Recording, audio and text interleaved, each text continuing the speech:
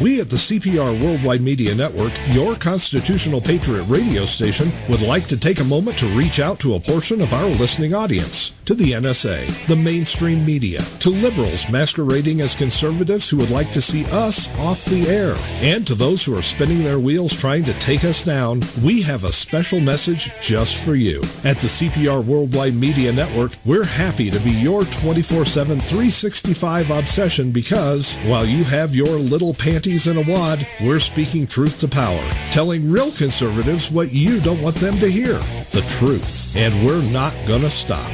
Now then, back under your collective bridges with the rest of your fellow trolls, and oh yes, thanks for listening to CPR. This is a station identification moment.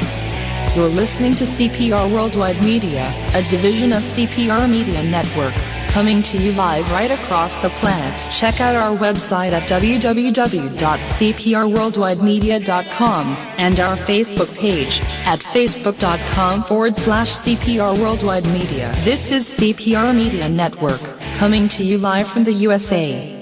Well, looky here, a new listener. Hey, this ain't your little sister's radio station.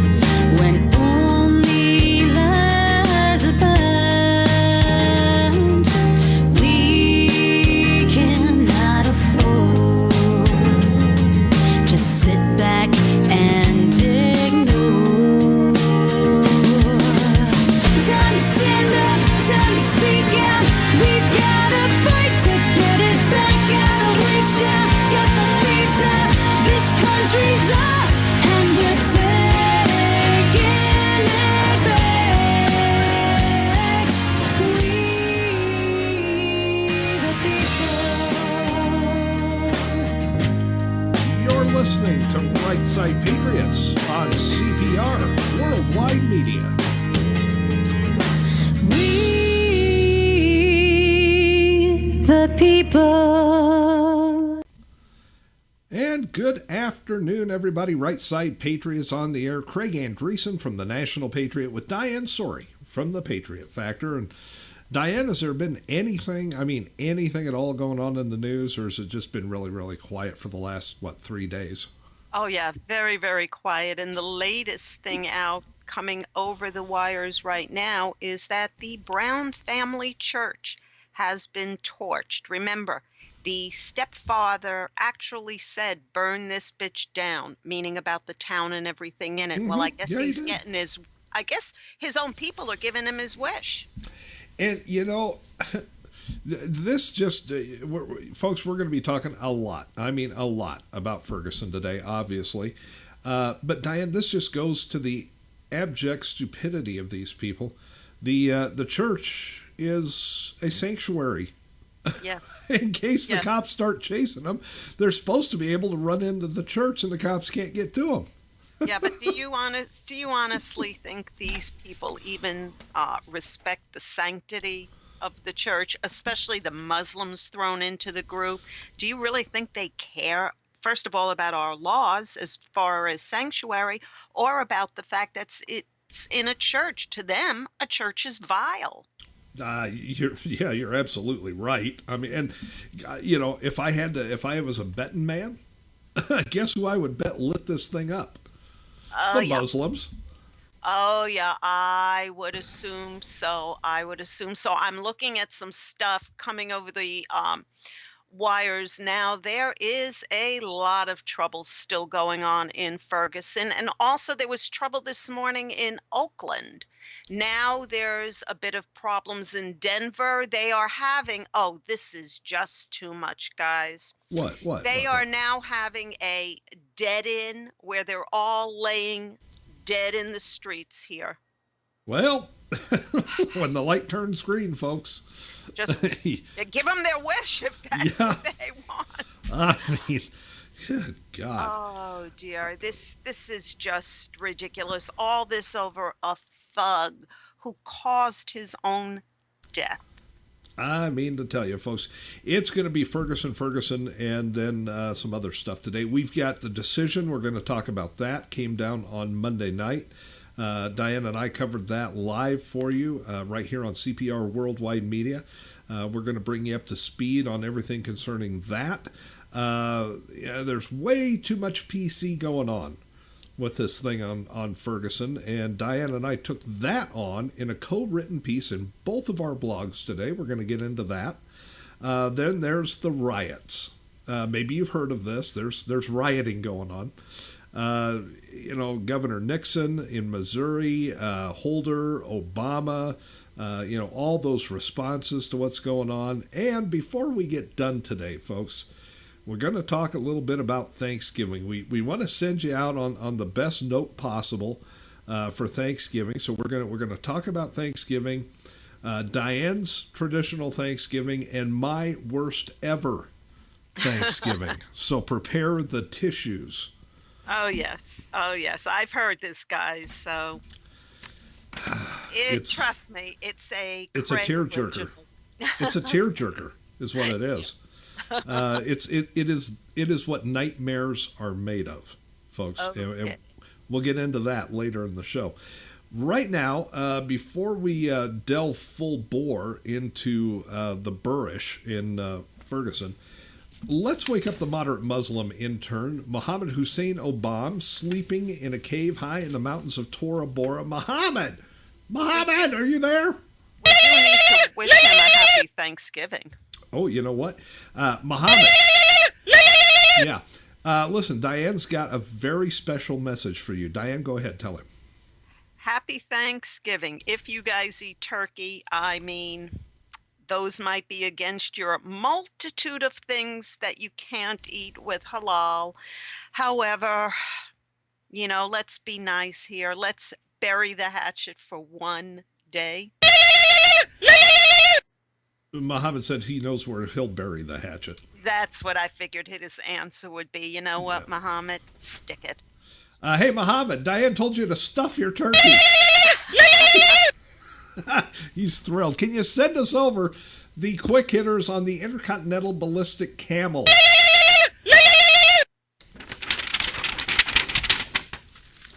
Heard got mine about too. Enough from him today. Yeah. Tell you that. Let's see what we've got here in the quick hitters. Well, Chuck Schumer. We can start with Chucky Schumer. Okay. One of our favorite liberal nut jobs, Chucky Schumer. This guy is so anti-gun, and he has a concealed carry permit. And we've got photos of him firing automatic weapons on the firing range. These Dems are such hypocrites. Well, let's hope he follows through. Let's hope the entire liberal wing of socialism follows through with what Chucky says has to be their focus in 2016. Get this, folks. According to Chuck, Democrats, in order to win in 2016, must embrace government. Big government. That's how they lost in 2014. But that's okay. Let them embrace it all they want. Now they're going to cuddle up. They're going to cuddle with big government while they screw the rest of us. Yes.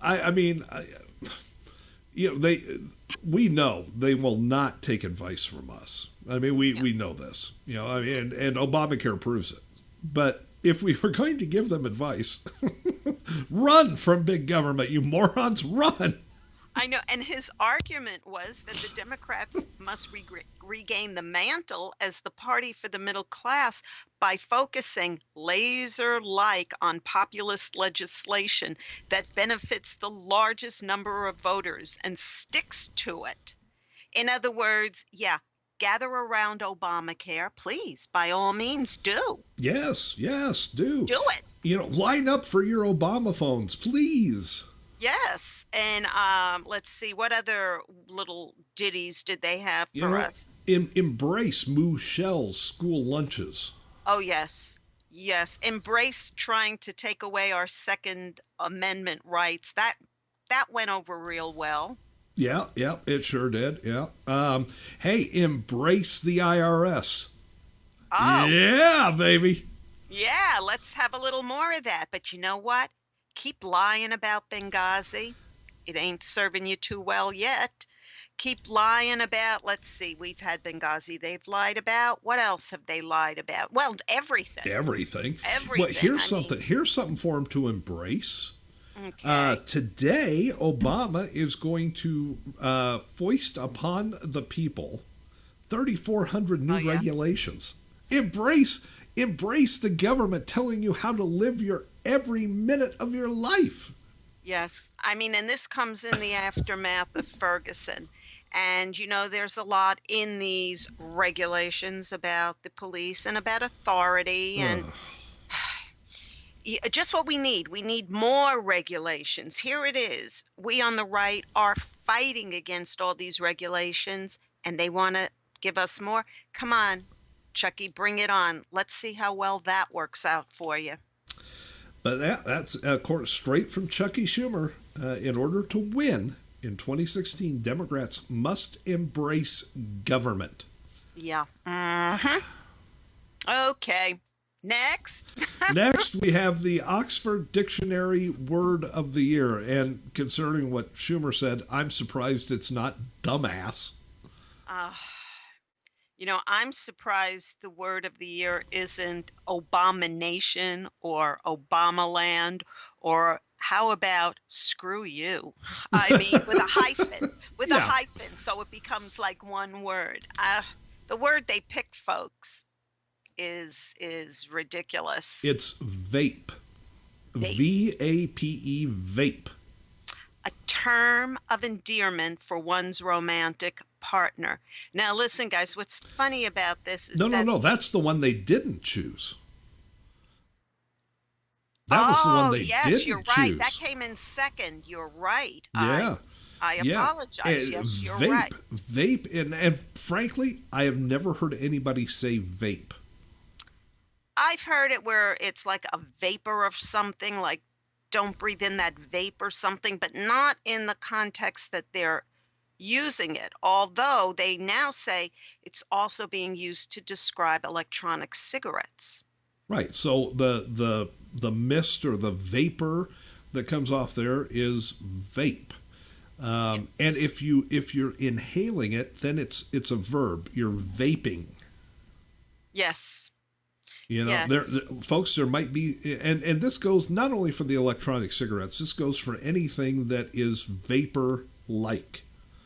Okay, so vape is the 2014 Oxford Dictionary Word of the Year. I've got a feeling after a big turkey dinner tomorrow, there's going to be some vaping. Oops, True. I vaped. True. But there was a short list, guys. One of the other words in contention was bud tender, and that's a person whose job is to serve customers in a cannabis dispensary or shop. In other words, a pot pusher.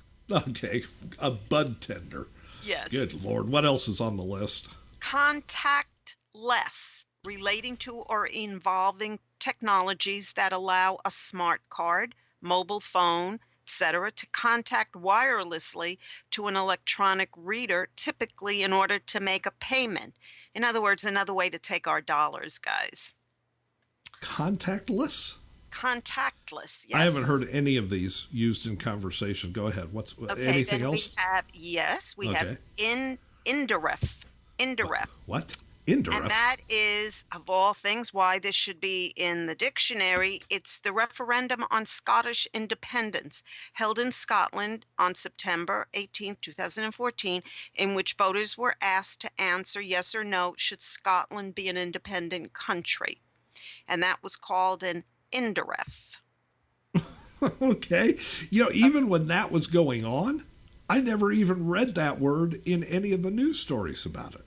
Either did I. Did I? But here's one after my girly patriot heart. Oh? Normcore. What?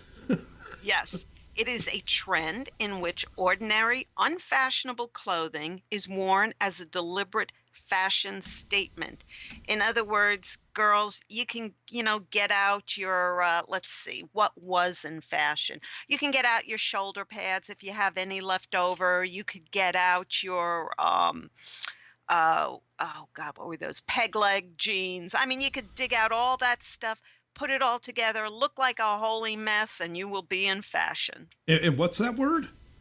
Normcore. So you could have like a normcore party, kind of like Yeah. the ugly sweater parties for Christmas, but you could have a normcore.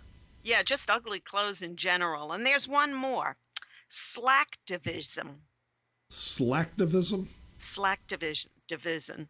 Divism. It is weird. Actions performed via the internet in support of a political or social cause, but regarded as requiring little time or involvement. An example, signing an online petition or joining a campaign group on a social media website. Slacktivism. So that's actually an apt description then of passing the bill before you take the time to read the bill. Yeah, it kind of fits that, doesn't it? But I've got plenty of words that should go in there relating to our Muslim in chief. Come on, they had a plethora of words they could have choose from. Asshat. Yeah, that's a good one of one. my favorites. Asshat. Okay, I like that one. I'm trying to think which one I use a lot in my writings. Bloviating. Yeah. Oh dear.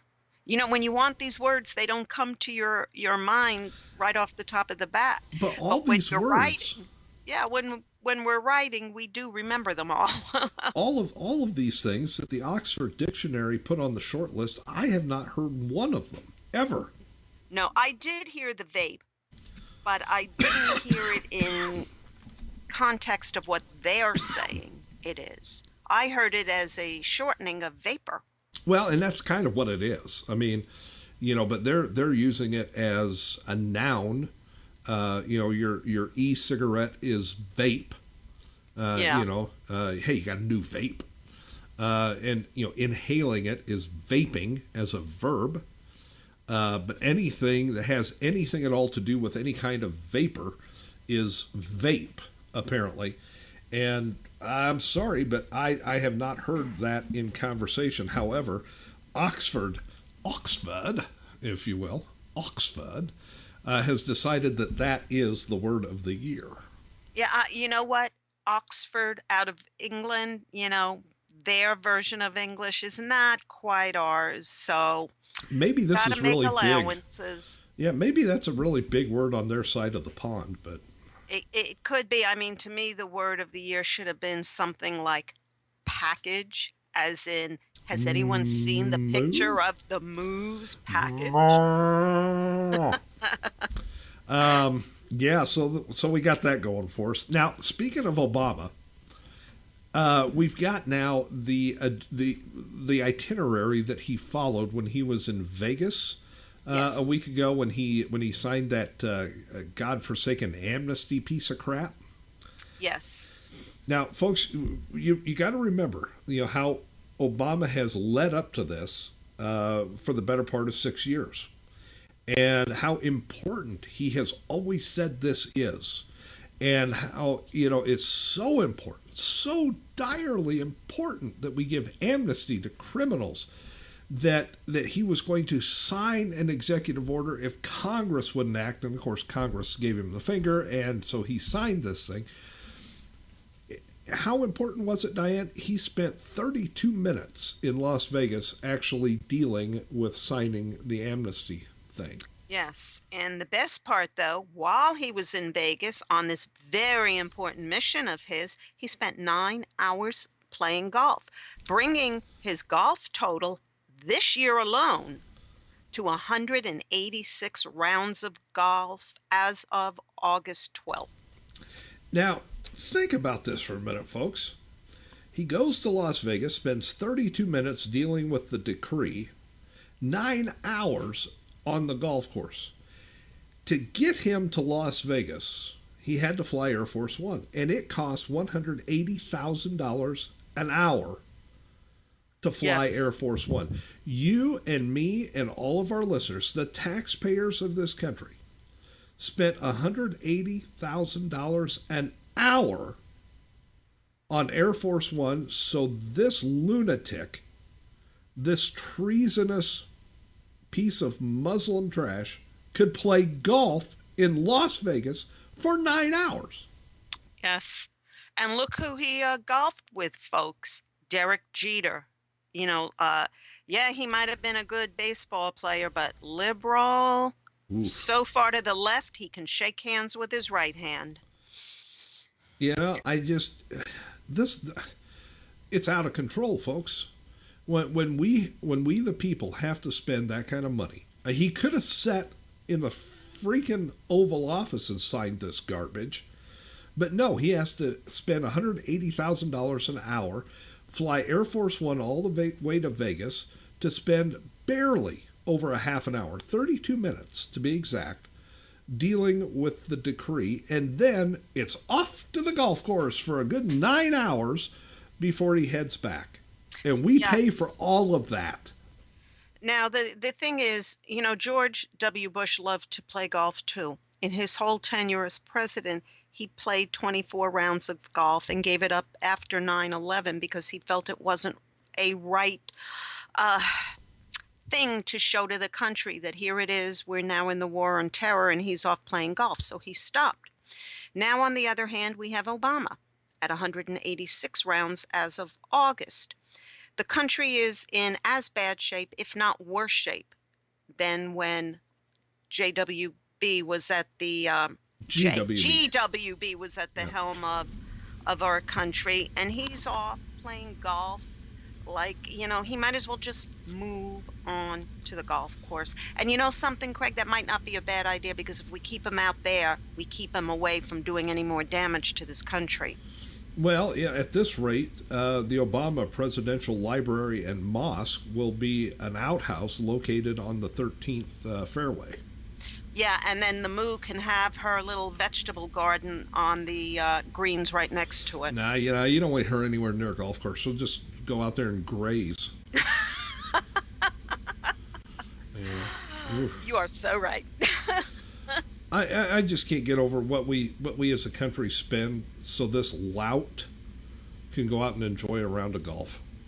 Yeah, and now think about this too in terms of what Chucky Schumer said. We've got to do what's best for the middle class. How many people in the middle class in the middle of the week can go out and spend 9 hours on the golf course, much less fly to Las Vegas just to do it? Yeah, no, there's something terribly amok here in our country, guys, and it goes by the name of Barack Hussein Obama. Well, there's something amok somewhere else too. Yes, there is. Al-Walid bin Talal.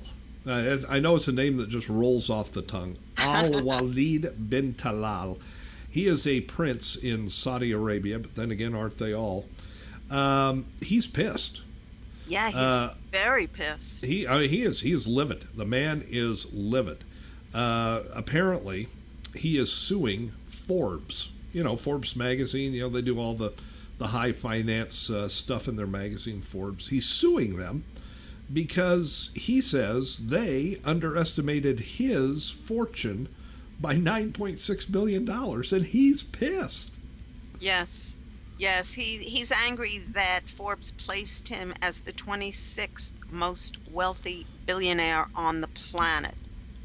I mean, he's mad about that, okay? That these people, they have nothing better to do than be mad that their wealth was underestimated. He's suing for libel. Yes. I mean, do you believe the unmitigated gall of these Muslims? And you want to know something? Forbes will probably bow to political correctness and give in and settle. Well, why not? Obama bows to him. That's true. So why not this too? I mean, this is getting ridiculous. This guy is wearing the tablecloth on his head too tight. Yeah, I think so. And listen to this. Listen to his lifestyle, folks.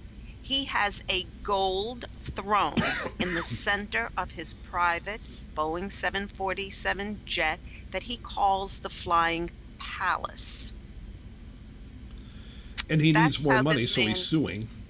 yes, a throne on a plane to honor himself. Yeah, well, now that you've said that on the air, Obama's going to want one. Oh, I have a throne Obama can sit on and maybe sort of flush himself away on it. I mean, folks, seriously. They underestimate his wealth by 9.6 billion and apparently 3 camels, one of which he's married to.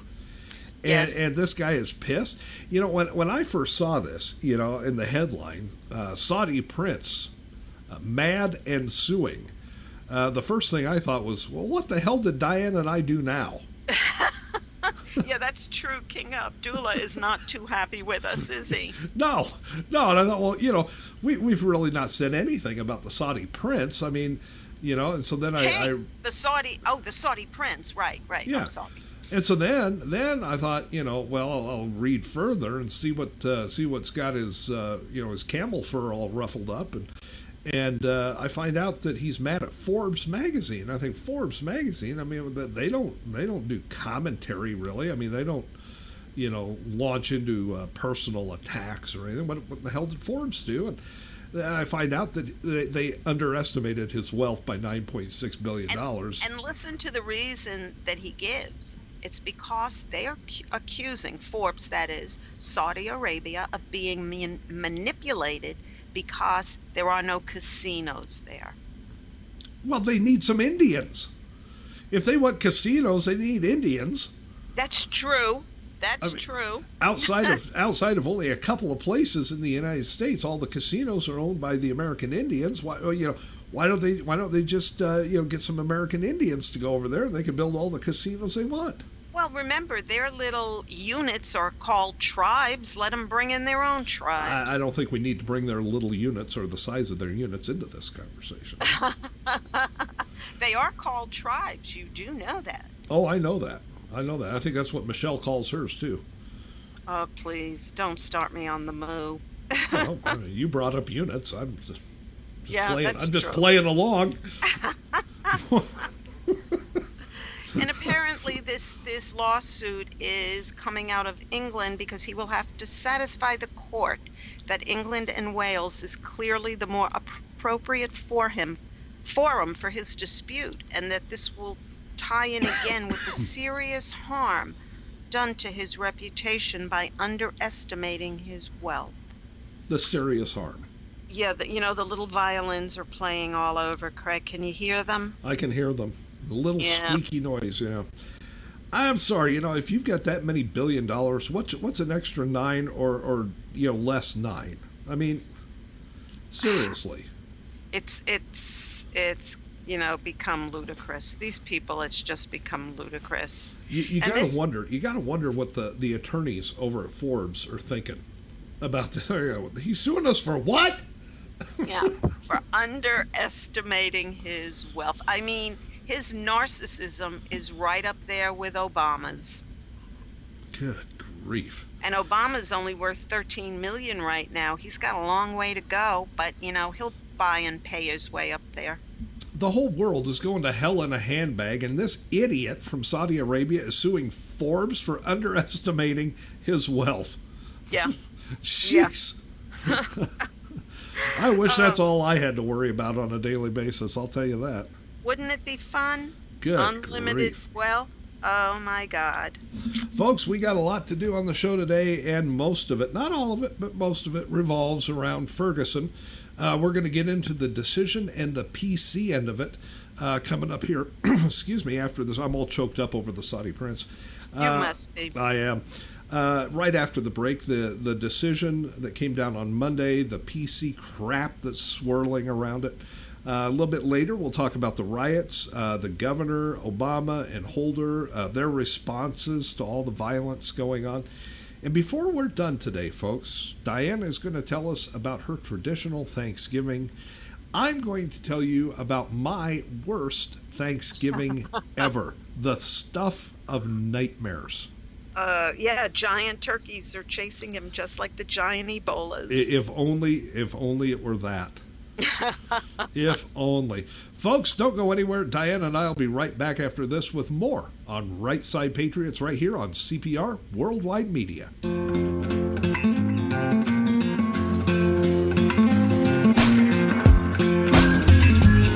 It's not about how many miles you can get out of the C-Max Hybrid. It's about how much life you can fit into it.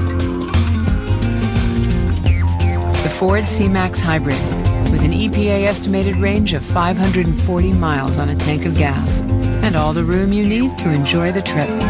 Go stretch out. Go further. Citigold is an account from a global bank with over 200 years experience, offering international banking expertise across over 100 markets. Your dedicated investment consultant adds a unique personal touch to your banking experience. Complimentary lifestyle offers like Marhaba service and free global money transfers help you save on time and money. At the core of Citigold is your dedicated relationship manager, personally looking after your financial needs. Be it lifestyle privileges like golf, lounge access across the Middle East, or worldwide privileges, Citigold provides you with a rewarding experience. One card is all you need for all your Citibank accounts. As a Citigold client, you benefit from our international expertise and global reach. Citigold is more than an account. It's a personal banking service offering exceptional privileges, customer service and recognition worldwide. So wherever you are, Citigold will be with you.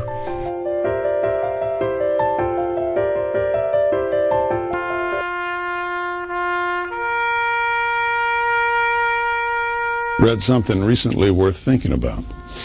It's the soldier, not the campus organizer, who's given us freedom to demonstrate. It's the soldier, not the reporter, who's given us freedom of the press. It's the soldier, not the poet, who's given us freedom of speech. It's the soldier who serves under the flag, who defends the protesters' right to burn the flag. Isn't it time now to demonstrate that we support our troops? Were it not for the brave, there'd be no land of the free. Fred Thompson's message was brought to you by citizensunited.org.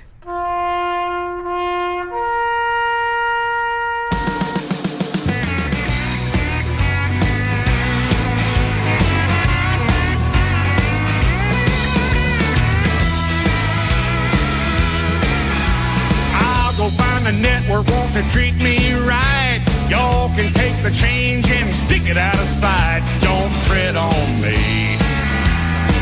Don't you tread on me.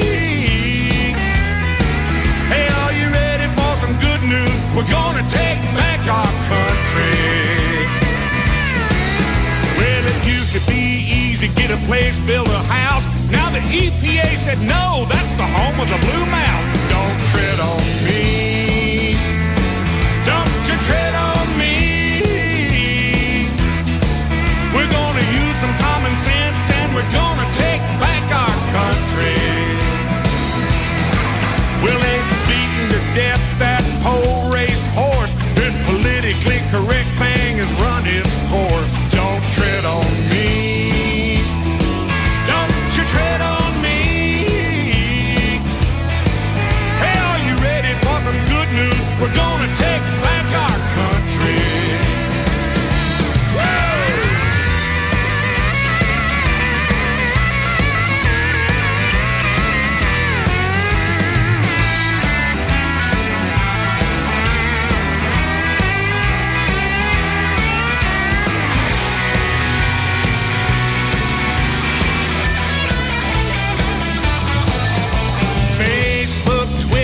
YouTube and Bing, lots of divorces from showing them bangs. Why don't you mind your own business?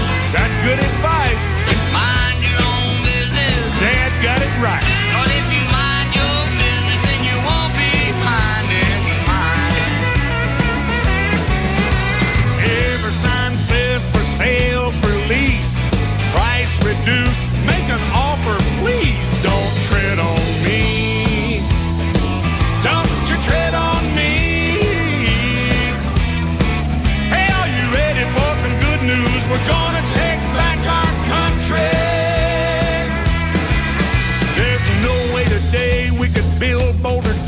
There'd be way too many government permit scams. Don't tread on me. Don't you tread on me. Hey, are you ready for the good news? We're gonna take back this country. Hey, Barack, pack your bags, head to Chicago. Take your teleprompter with you so you'll know where to go. So move it on over, move it on over, move it on over, move it on over, move over, little dog, 'cause the big dog's moving in. Hey, hey, hey, move it on over, move it on over, slide it on over, move it on over. Hey, are you ready for some good news? Are you ready for some good news? We're gonna take back our country.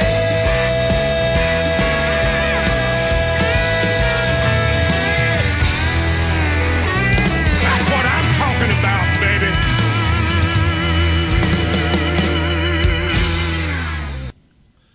And we're back on Right Side Patriots. Craig Andreessen from the National Patriot and Diane Sori from the Patriot Factor. And Diane, it's time to get in to this whole mess in Ferguson. You and I were on the air Monday night. We were on the air most of the afternoon on Monday waiting for this thing. They made, what time was it? They said they were going to make the announcement. They initially said it's coming today at about, 1:30 in the afternoon. And then it was delayed and delayed and delayed until 9 o'clock Eastern time. Yes. Yes. But Craig, before we start, there was a big announcement just now by Obama. Oh, It was just breaking news do tell. that he has pardoned the Thanksgiving turkey. Really? He gave a pardon to Yes. Lois Lerner. Yeah. How about that? Oh, no, I'm sorry. You said turkey. I thought you said turd. Turd, right? But seriously, guys, originally the verdict was supposed to come down at 4 o'clock. Then it was coming down at 7 o'clock. Then it was coming down at 8 o'clock. Then finally it came down about 9:15 or so. You know, part of this is also done to feed the ratings. Let's be honest here. The media has controlled this story and fed into this story from the beginning. What should have been a local incident got blown way, way out of proportion. And we have the Obama-controlled media to thank for that. You know, when they finally did make the announcement, pretty much everybody, including Diane and I, were on pins and needles because, you know, while all the evidence that we had seen suggested there would not be any kind of an indictment, you never know with a grand jury. And the burden of you know, going one way or the other is less in a grand jury than it is in a regular trial. So Yes. you just don't know how it's going to turn out. Now, we did see leading up to that a whole bunch, a flurry of stuff from conspiracy sites. Yes. And, you know, we didn't go near any of that stuff because 99.999% of it is crap. And we just weren't going to touch it. We actually had people sending us messages. Why aren't you talking about this? Why aren't you talking about that? Well, because there's no way to verify it. And since that day, most of that has not been verified. None of it, in fact, has. So, No. you know, we at CPR, we made the decision we're not going to go off and talk about things that have nothing at all to do with what's really going on. And so when the decision finally came down, you know, Diane was monitoring this. We carried the audio live, and in the background, you could hear Diane go, "Yes!" And, you know, that pretty much summed up what all of us were thinking. You know, that's really the way we felt. When they said there was no indictment, it was yes! And then the realization starts to set in. But we kind of knew it, Craig. Let's be honest. We have said, you and I have said right from the beginning, this man will never be indicted. The evidence is not there. However, a couple of hours before the announcement, it was slipped out that the McCullough did not call Wilson's home. Right. If he had called Wilson's home, Wilson would have had to turn himself in, and then we would have known. When it slipped out that he did not call this man's home, we kind of knew right then and there we had been right all along. Right, and we brought that stuff up on the air because that we were able to verify. And, and so we talked about that a little bit. We said, it's all leaning towards a non-indictment, but we could not announce that. We couldn't say in fact that it was until the announcement was made. Soon thereafter, the realization set in that Ferguson, the city, was in deep trouble. And we said on the air, the best possible outcome for Officer Darren Wilson was going to be the worst possible outcome for the city and the people of Ferguson. And literally, the riots, to be honest with you, had started before the announcement. Because these animals were going to riot no matter what. They didn't care. And they were tired of waiting. And so they actually started trouble before the announcement. But as soon as that announcement was made, holy crap, Katie barred the door. I mean, it just turned into hell on those streets. And you know what? That blame lay squarely on the feet of Governor Nixon. A week ago, he called in the National Guard. Now, he never technically activated them for Monday night. He knew that verdict was coming down. He knew it was going to be announced, and he did nothing about it. Remember, this man is a Democrat. He's a buddy of Obama's. Oh, yeah. Yeah, that kind of says it all. Here it is. He had the National Guard within the areas, and they were not activated for duty. The lieutenant governor is pissed as all hell. Well, here's the way this thing went down as far as the grand jury is concerned. And we now have, you can find it on the internet, and I'm going to have it in an article for this weekend in the weekend edition. But you can, if you want to spend the time, you can read through the thousands of pages of evidence that was presented to the grand jury. It has all been made available to the general public. And it is absolutely stunning the depth to which this grand jury investigated what happened on August 9th. And as they were making the announcement, McCullough literally put out there that the grand jury had spent, 3 months and countless hours, poured through all this stuff, and they could not find one single thing to indict Officer Wilson on. And they had a plethora of charges they could have chosen from. Yes. They had first-degree, second-degree murder. They had manslaughter, voluntary manslaughter, reckless manslaughter. They had like 5 different charges. They couldn't find anything even on the least of the charges.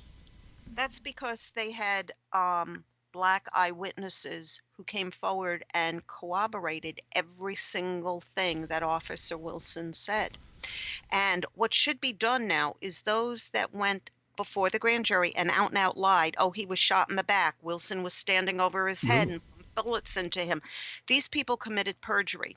One of them that was called, that the liberal commentators think is such a credible witness, was the man who robbed the convenience store and was walking down the street with Wilson.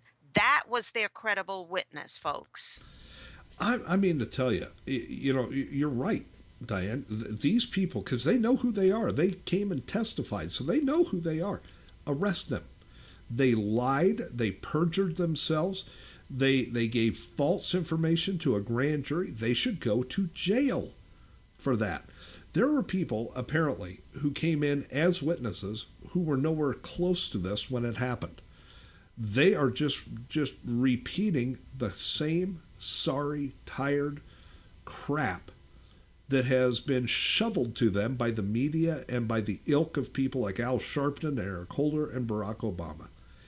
And, hands up, don't shoot. He was surrendering. He was complying. He was running away. They shot him in the back. He stood over the top of him. He fired his guy. None of it true. None of it true. The forensics proved that none of that was true. The science proved that none of it was true. Eyewitnesses who were there corroborated 100% what Officer Wilson told the grand jury, that this kid came at him, was punching him, was in the car, leaning into the car, hitting him, tried to grab his gun, backed up, and then rushed at the cop again. And that's when he was shot in the head. He was in the act of lunging at the cop. Okay? Yes. What are you going to do? Wilson even said on the interview that he gave to ABC News, that was the first station he went on, he said he could not believe that this man kept getting up and charging at him. He shot the guy 6 times. And Yes. the guy kept getting up and kept coming at him. Yes. And all the while, it all started when these two, Mike Brown and his cohort in crime, were walking down the middle of the street. They matched the description of 2 people wanted for theft that Wilson had just gotten from dispatch.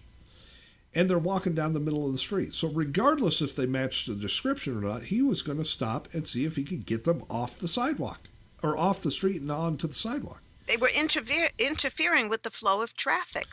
So he comes over, he pulls up, and he says, hey, get up on the sidewalk. Immediately, Mike Brown launches into a verbal attack. Yes. Comes at it as Officer Wilson's trying to get out of his car.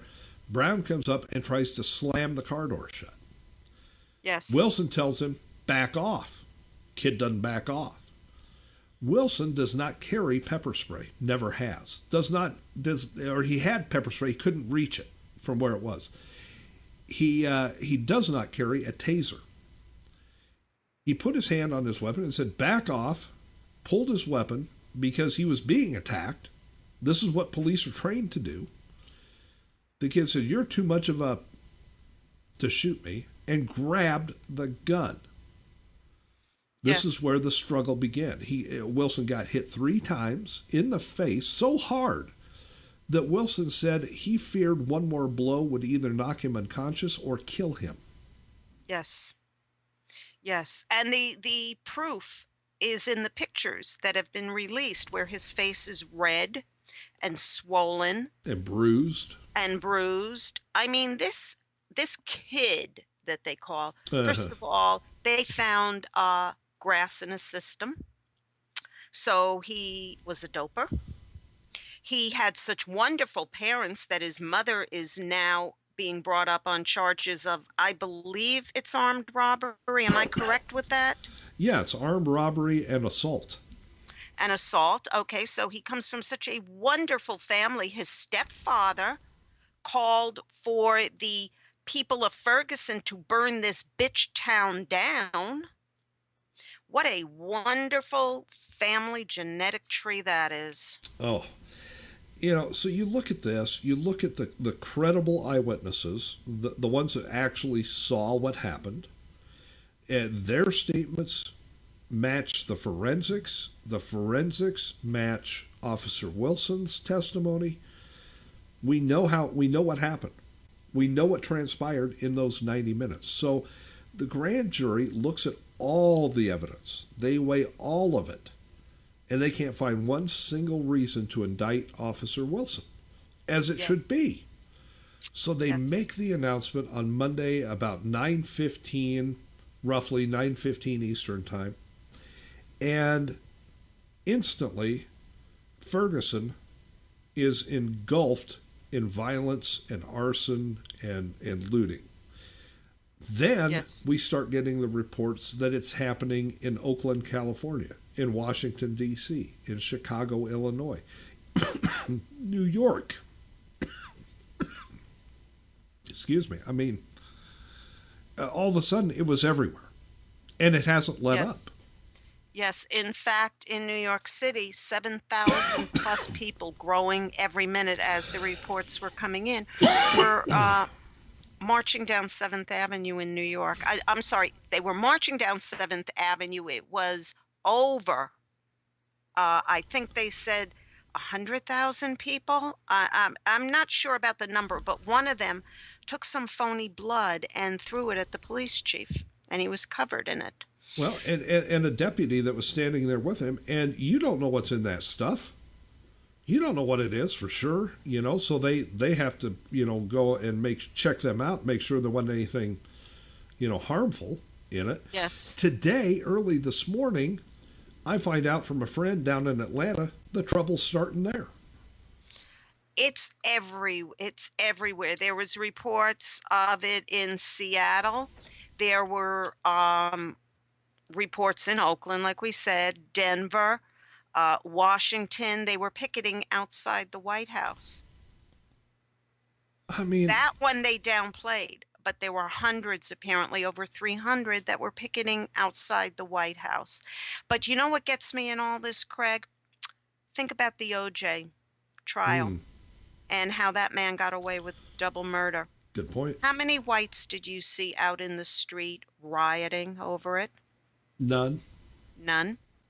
Every time there is a verdict of a black on white crime and the black gets away with it on a technicality or whatever, they bring up, oh, we were slaves, that whole nonsense. How many times have you seen whites out picketing in the street? You don't. You don't see it. And, Diane, you bring up a great point. The political correctness that's going on with all of this is absolutely stifling. The kid was a 6'3", 300-pound thug, a thief, and he challenged a cop and he lost. Okay. Yes. And now we're supposed to be all politically correct, the rest of us, about what's going on in Ferguson. I don't think so. Diane and I wrote an article. We published it in both of our blogs. It's co-written. You can find it over at Diane's blog at thepatriotfactor.blogspot.com or my blog, thenationalpatriot.com. It's there today. We published it overnight and this morning. And, this whole thing is obviously the riots are spiraling out of control, but so is the political correctness. Yeah, it's the political correctness and catering to these animals. And I'm sorry, the people that are rioting are animals. And my apologies to the four-legged variety. But these people, like we said, most of them are bought and paid for agitators. And there are some whites mixed in with them. Shame on them. But these people, they're destroying their own businesses. They're taking the livelihood away of black business owners who are there trying to help their communities, and they are taking that away from them. These people, I'm sorry, they're animals. I don't know how every single damn one of them hasn't been arrested. I don't get it either. I really don't. Now, I got to tell you, folks, when we wrote this article, I had reached the point where I was in a sarcastic mood when we were writing this thing, because these people are not the brightest bulbs in the chandelier that are causing all this trouble in Ferguson. They're not. Correct. Now Diane handled all the really serious stuff in the article, and I handled even the more serious stuff. Now, at one point, I had seen video and I had read reports of some of the places they were torching and destroying, some of the businesses. Yes. And so, since I don't have a copy of what we wrote in front of me, I'm going to let Diane read part of it. Now we put a specific title on this thing. And Diane, what's the title of the article? The title of the article is Too Much PC, Not Enough Ranch Dressing. Now, we had people, both of us today, that were looking at that going, well, what does ranch dressing have to do with what's going on in Ferguson? What are you guys talking about? We're like, read the article. Correct. And when they read the article, then they would write back, oh, now we get it. Yeah, you're right. So Diane has stalled long enough in this segment. She has tried to talk her way out of this. Diane, I want you to read the part that deals with ranch dressing so everybody knows what we're talking about. Okay. I don't know if I can get through this, folks, because when we were writing this yesterday, we were laughing so hard. Quit stalling. I had tears Quit stalling. down my face. Okay. Well, let's go to the paragraph above so we segue into it. Otherwise, it really doesn't make sense. Yeah, right. Burning to the ground black-owned businesses, along with businesses that employed blacks is the epitome of stupidity because they are destroying the economic lifeblood of their own community. The profound ingenuity of the marauding morons can be seen in their targets during the early hours of the rioting.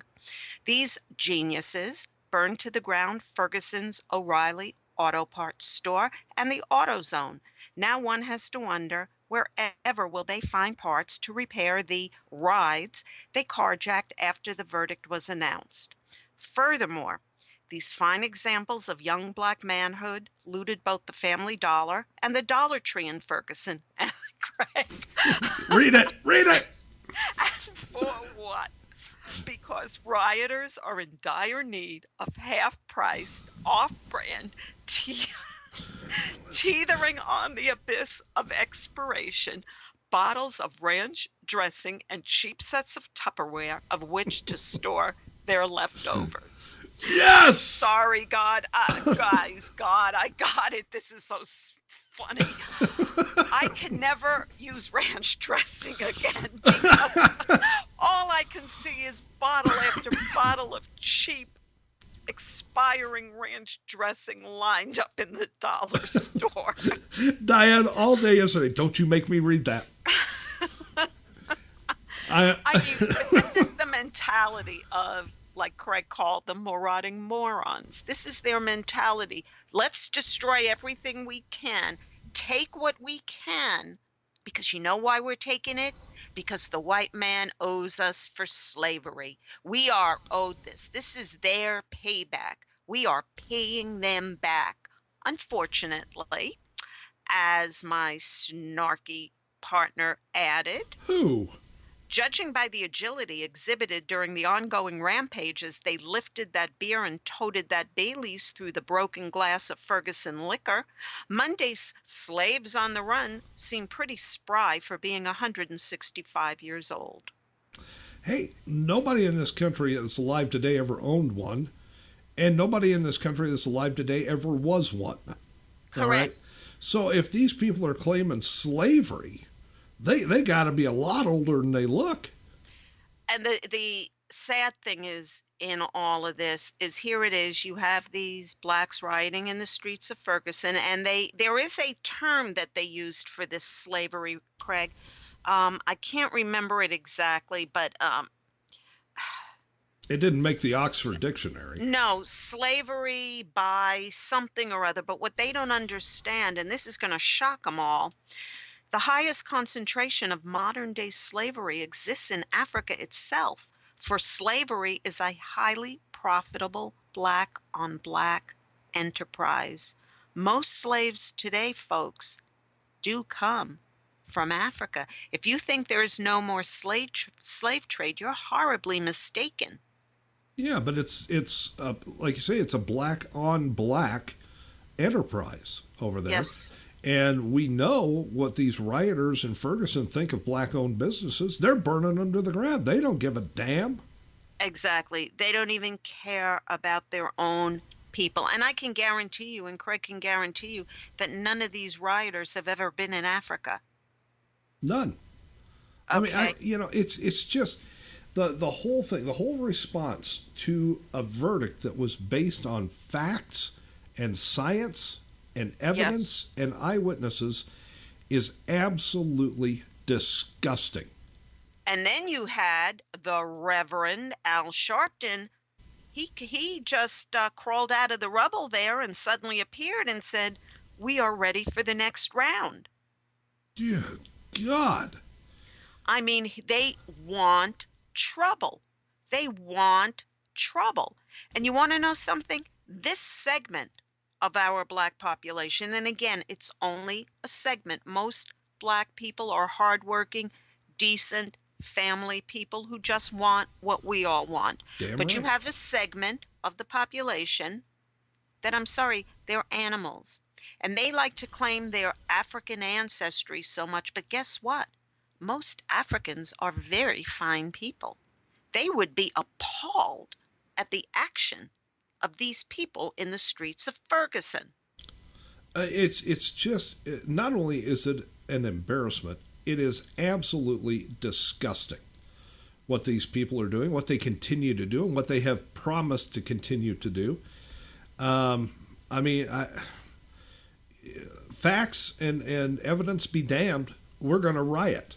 I mean, that's and the PC is that, well, we can't stop them. We owe them. You don't owe them anything other than a jail cell if they're destroying people's property. And then you have Governor Nixon vowing, and this is a quote. Well, we're going to have to take a break here, Diane. Let's get to that in the next segment, because there's a lot to talk about in Governor Nixon and Obama and Holder's responses to what's been going on in Ferguson. True. Folks, stay with us. We've got a couple of brand new movies, by the way, to talk about in this break from Universal Pictures, our good friends over there at Universal, and, of course, our great friends at Ford. So, folks, hang on. Diane and I will be back after a short break with more on Right Side Patriots after this. Why do cities shine so bright? It's the glow of opportunities, of ideas bouncing off one another, of countless people, every one of us, striving to succeed. Right now, in cities everywhere, ideas are being born. New thinking that will put us in awe of what people are capable of. That's what lights cities up. And helping people and their ideas to burn even brighter, so that communities, businesses, and you and I can grow. What if a bank made that its job? For more than 200 years, Citi's job has been to help empower people and business. Now, around the world, it's wherever people gather, wherever ideas come alive. It's wherever you are. The world's city.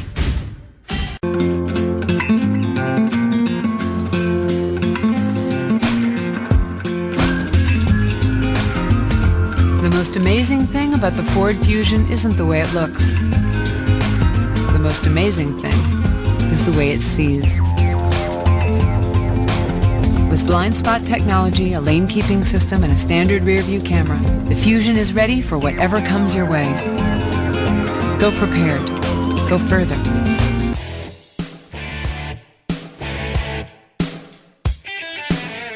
We at the CPR Worldwide Media Network, your constitutional patriot radio station, would like to take a moment to reach out to a portion of our listening audience, to the NSA, the mainstream media, to liberals masquerading as conservatives who would like to see us off the air, and to those who are spinning their wheels trying to take us down. We have a special message just for you. At the CPR Worldwide Media Network, we're happy to be your 24/7, 365 obsession because, while you have your little panties in a wad, we're speaking truth to power, telling real conservatives what you don't want them to hear, the truth, and we're not gonna stop. Now then, back under your collective bridges with the rest of your fellow trolls, and oh yes, thanks for listening to CPR. This is a station identification moment. You're listening to CPR Worldwide Media, a division of CPR Media Network, coming to you live right across the planet. Check out our website at www.cprworldwidemedia.com and our Facebook page at facebook.com/CPR Worldwide Media. This is CPR Media Network, coming to you live from the USA. Well, looky here, a new listener. Hey, this ain't your little sister's radio station.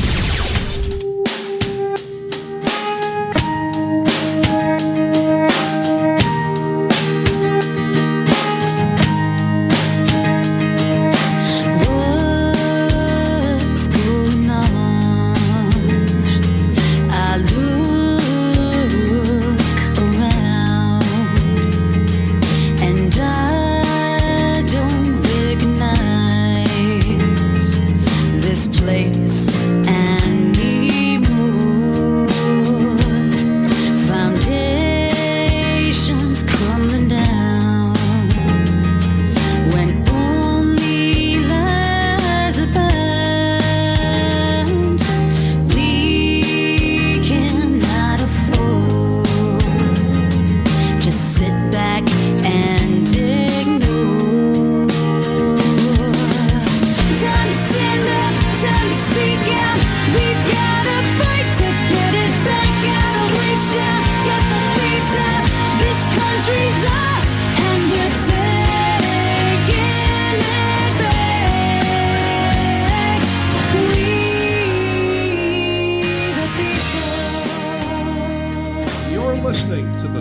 hour of Right Side Patriots on CPR Worldwide Media. We, the people. And we're back on Right Side Patriots. Craig Andreessen from the National Patriot, Diane Sori from the Patriot Factor, and we are now interrupting our own show with breaking news. And Diane, it's getting ugly across the nation right now. Yes, protesters have actually blocked a major LA highway. It's backed up for miles and miles, and they were just storming around a police vehicle, shaking it back and forth. Also, the courthouse in St. Louis, where this decision came out of, where the grand jury was, they are now storming the courthouse. These people, I'm sorry, Craig, this has gone too far. And here's the thing. We were just talking about this, folks. The political correctness states that, well, they're black, so don't arrest them. They're upset, so, let them vent and don't arrest them. Folks, they are committing crimes. Yes. Over the last day and a half, 2 days, they've been lighting businesses on fire. They have been stealing everything that's not nailed down in Ferguson. They've been obstructing traffic. They have been firing weapons in the streets. The list of crimes that they are committing just goes on and on and on. And very few of them are being arrested for it. Right now, they have blocked a freeway in Los Angeles. Yes. Yes. They're trying to flip over a cop car in Los Angeles. Why don't the police, as the police are arriving at the scene, they need to get out of their cars. They need to haul these people's asses off to jail in no uncertain terms. If they don't respect the officers and put up a fight with them, tear gas them, taser them, do what you have to do. These people have disrupted an entire major highway in the LA area. And you can thank Obama and Holder and Governor Nixon for all of this, because they set the precedent. Okay, Obama on November 5th said, stay the course. This is what he told the people that were organizing these riots. Stay the course. In other words, we know what you're planning. We're helping you plan it. Just keep going. Yes. Okay. Then you've got Nixon, Governor Nixon. This guy, if you think Obama should be impeached, the state of Missouri should impeach or Governor Nixon. Okay. Here's a guy who had on standby for the last couple of weeks the National Guard, knowing as of noon on Monday exactly what the decision was from the grand jury, knowing that the streets of Ferguson would become a smoking, smoldering mess. Did he activate them? No. He set the precedent by letting Ferguson burn. Yes, they had 2,200 members of the National Guard right in that area on Monday. He knew that verdict was coming down. Hell, he went on camera a couple of hours before the verdict was handed down, saying the verdict is coming down. And here he has all these National Guard. Now remember, violence had already started. Mm-hmm. He knew they were starting to riot and loot before the verdict was announced. And yet he did not a damn thing. The first rock that was thrown, the first window that was broken, that guard should have been in there. They should have tear gassed them, water cannoned them, tasered them, whatever they had to do. Arrested them and hauled them away. Yes, to protect the businesses of Ferguson. How many of these business owners, this is their second round with this crap, because remember when it first happened, the Element rioted. So this is their second go round after rebuilding. How many of those do you think will be really able to reopen again for a third time?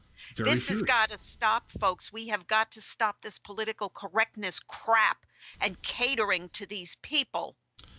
Let me just bring people up to speed here. As we began this broadcast an hour and 10 minutes ago, the first thing we told you, before we even got to our quick hitters, the very first thing that we put on the air today was that the church that the Brown family attends in Ferguson has been torched. It's on fire. It's been burned down. It's the very first thing we told you. Now... Well, we don't know if it's burned down, but it's been torched. It's been torched. Yes. Okay, now we see what's going on in L.A. We see what's going on the courthouse steps over in St. Louis. I mean, folks, this is going on around the country right now. Oakland, Atlanta, New York, Chicago, L.A. I mean, it's just going on everywhere. The precedent was set because Nixon literally let Ferguson burn. Yes. All right. Was he ordered? Was he ordered to let Ferguson burn? He is a Democrat and a friend of our traitor-in-chief. Well, and Obama, Obama comes out not before the announcement, but after the announcement of the decision, while the rioting is taking place, and calls for calm. How many of those animals in the street, and I don't care what color they are, how many of those animals in the street stopped what they were doing to listen to the words of their anointed Obama? Oh, please remain calm. Yeah, remain calm. But then right after he said that, he covered that by saying it's kind of okay. Yeah, he said, people are upset, and that's understandable. No, it's not understandable. How about the teen that shot the baby in the face? Was there any riots about that? Remember that? Nope, not one. A few months ago? Not one. That was in Atlanta. Yep. Not one. Was there anything? Did you see anybody out rioting in defense of that helpless little baby that was murdered by a black thug? You got Eric Holder. Holder comes out yesterday and says, "Well, we're a little disappointed in the reaction to this announcement." A little disappointed. Let me tell you who's disappointed. Okay. On Monday night, on one of the streams that we were watching, we saw a woman who had tried for 2 years to get a job in Ferguson. Tried for 2 years. Finally got a job. Not a great job, but a job. She was working at the Taco Bell. And she was able to save up enough money to get herself off of welfare, trying to make a living for her and her child. Woman is doing the right thing. She wants to be self-sufficient. She wants to work and earn and be able to support her family. They burned her Taco Bell to the ground. The woman now has no job. Correct. She's going to have to go back on welfare. She didn't want that. She's disappointed. There's a woman in Ferguson who, for the last several years, has baked cakes in her home and sold them at farmers markets and at flea markets in the area. She had made enough money doing this that she opened her own bakery. It had been her lifelong dream to own her own business, a bakery, where she made things that made other people happy. Yes. They ransacked her business and they burned it to the ground. She's disappointed. Eric Holder is an absolute ass. We're a little disappointed in what's going on, resulting from the announcement of this verdict. You should be outraged, you idiot, about what's going on. You should be out there doing something to stop this. You should be working with local law enforcement and asking them, what do you need from us that will help you put a stop to the arson and the looting and the violence? But he's a little disappointed. They will never do that. They will never do that. And the most grievous thing that Holder is doing is continuing this investigation on the grounds of a civil rights infringement against Brown. However, the FBI has already determined there was no civil rights infringement. Okay, he didn't go after Brown because Brown was black. He went after Brown because he had reports that two men that matched their description exactly had just strong-armed a convenience store. And when he told Brown to get out of the street because he was, interfering with the flow of traffic, he became belligerent. Brown brought his own death upon himself, as we've said time and again. But this whole thing with Holder saying now they want to indict Wilson one way or another. Besides the civil rights investigation, there's also going to be a civil suit brought by the family. And even if it's a dollar verdict, that's justice for their son. How about justice for your son telling the people, stop this insanity? What you've got in Ferguson and now around the country is you've got a bunch of animals with the same mentality and the same mindset as Mike Brown. Now, I'm not going to be politically correct here, folks. I'm not. Neither Diane and I ever are. We are politically direct. We tell you Craig, what it is. We have something breaking here. Right. It's been confirmed that the church that his family belonged to, that the stepfather called Burn Baby Burn, it has been burned to the ground. There you go. They burned a church. Folks, what did the church ever do to any of these? What did the church ever do to Mike Brown? What did the church ever do to harm any of the people that are out there acting like rabid vermin right now? Nothing. Yes. What did that lady in the bakery do? Nothing. The Taco Bell? Nothing. The list goes on, folks. The list of businesses is now over 60 businesses have been destroyed in Ferguson. And for what? For a thug? For a piece of crap thug and thief? Are you kidding me? That piece of information about the burning to the ground of the church, which was also a sanctuary, came from our person on the ground who went back to check it and confirm it. They actually saw it. It is gone. It is rubble. Okay, that's what these people are doing. That's what the Brown family called for. Well, they got their wish. I hope they're really happy. This is going to be their son's legacy. But then again, you have people like Holder, and you have people like the likes of Juan Williams on TV just now. He is a model for the civil rights movement. No, he's not. He's a model of everything that is wrong in this country. In this country, within certain segments, small segments, it's true. I don't care if it's a small segment. I don't care if it's a demographically colored segment. I don't care. Mike Brown is the poster thug for what is wrong in this country. It's an entitlement situation here. It's a liberal entitlement situation. I don't have something that somebody else has, so I have the right to steal what I want. Somebody else has a nice place of business. I have the right to burn it down because they have more than I do. This is the liberal mentality run amok. These are vermin that are on the streets doing this. I don't care if it's in Ferguson, St. Louis, Atlanta, L.A., Chicago. I don't care where the hell it is, but these are vermin that are doing this. The people of Ferguson, the people of LA deserve better. And I don't care. I don't care if their politics match mine or not. They don't deserve this. No. These are not the good people of Ferguson that are doing this. This is the bought and paid for outside agitators that have been bussed in on orders of Al Sharpton, Jesse Jackson, and yes, Obama, who turns away. This man had the audacity to go on television yesterday and say he doesn't butt into local issues.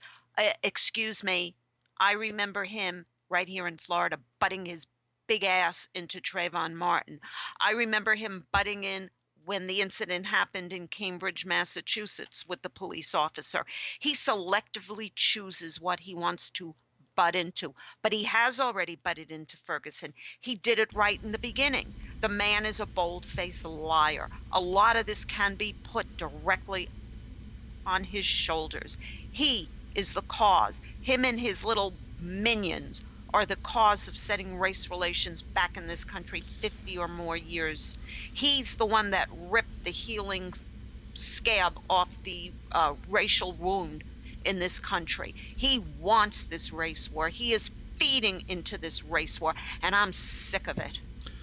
I want to say something about Al Sharpton at this point, because that little puke is on my last nerve.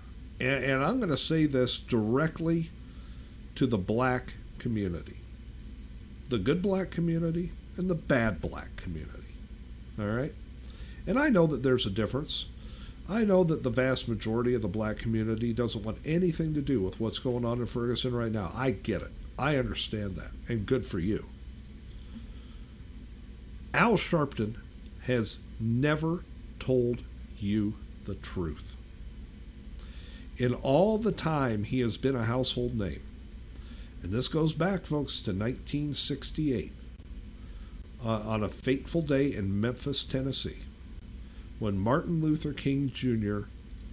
was shot and killed. Sharpton was there. No, I'm sorry, that was Jesse. Jesse was there. Jesse was there. Jesse was there. Jesse has never told you the truth. Okay? Sharpton and Jesse are one and the same. Jesse said that day that he was there, that he held Martin Luther King when Martin Luther King was dying. No, he didn't. If that's even true. The witnesses said when the shots rang out, Jackson ducked into a room. He ran. He ran like a scared little 12-year-old girl.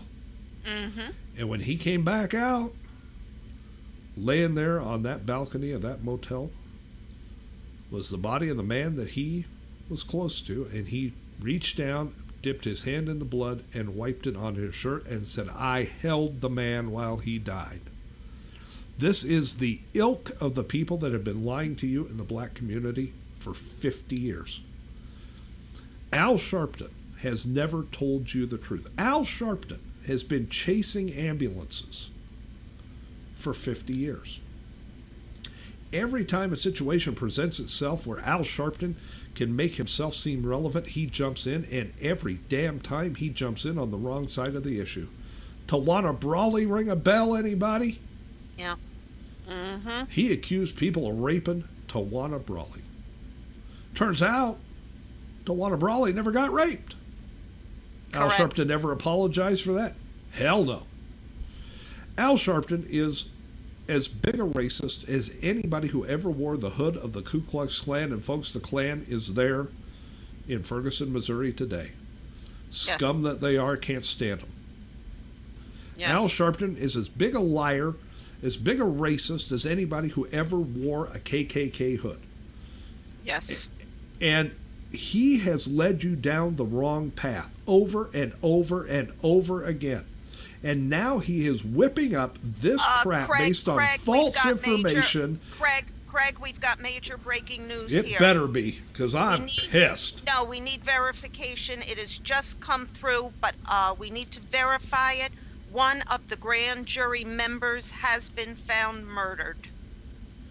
Okay, folks, we don't know if that is verified yet. I'm not sure where that came from. We're going to look into that. It's coming through one of our feeds. Okay. If that is the truth, I'm telling you right now, law enforcement needs to put a stop to this immediately. And I mean, if you have to open fire, to hell with political correctness. If you've got people in your streets right now that are causing this kind of trouble, rioting, breaking the law, and especially in Ferguson, you either issue them the order to stop right now, or you will shoot, and I don't mean rubber freaking bullets.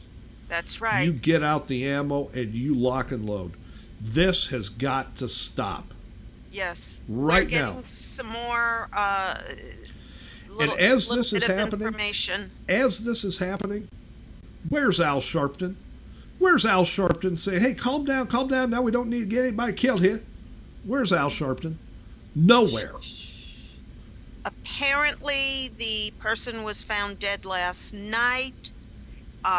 It's on some conservative news sites and media, but it has not been reported by Fox yet. We are going to look into this a little bit more, guys. We will probably break into shows later today when we can verify that 100%. Yeah, we're hoping this is not true. Right, and we're hoping we this don't like is to conspiracy. delve. Yeah, we hope this is not another one of these crackpot jackass conspiracy theories. Let me see what I can find out right now. Craig, go on with your rant. I'm going to go into some things and see if I can verify this. Normally, folks, I do not rant on this show, and you know that. But I'm pissed. I mean, I'm absolutely livid with what's going on here, and there's no reason for it. There's no reason other than the lies and the misdirection that these people in the streets are following. They don't give a damn about the evidence. If Al Sharpton told these rioters that water was wet, or water, let's say he told them that water was not wet, okay, not wet, they go out there and threaten anybody who said otherwise. And if you picked one of them up and threw them in a tank full of water, they'd crawl out and tell you they weren't wet. These people have absolutely no care for the truth or the facts. They have no self-respect. They have no respect for other people or other people's property. They want to go out there and destroy because other people have what they don't. Well, guess what? With that mentality, they will never have a damn thing. Because without self-respect, you've got nothing. Okay, I have some conflicting reports. Some people say, yes, a man was murdered who they do believe was one of the jurors. However, they don't know if it was a random act or if it was a deliberate act. Remember, these jurors' names have not been released. So we're going to stay on top of this, Craig, because the reports are fighting with each other. All right. Some say he was a grand juror, and then others are saying no. So, but it is coming through all the feeds, including CNN now. So there might very well be some truth to this. We'll stay on top of this, but nobody has actually confirmed this yet. And that's what we need, is total confirmation that this was a grand juror. And here we go. This might be something right now. Well, let me just wrap up. I don't know about this site. That's the problem. Okay. Let me just wrap this segment up, because we are going to have to go to a break. If we find out anything more on this topic during the break, the possibility, and that's all we're saying for right now, the possibility that somebody connected Here is what it is. This is one, it is not a grand juror. It is someone who appeared before the grand juror, who sided with the police officer. That's what it is. This is despicable, folks. This person went in and told the truth.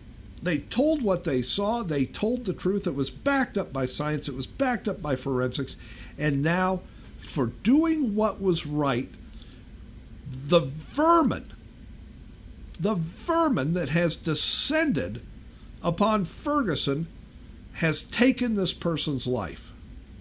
He's a 20, according to the reports coming in now, he is a 21-year-old, probably the victim of a retribution killing for testifying in front of the grand jury in the Michael Brown shooting case.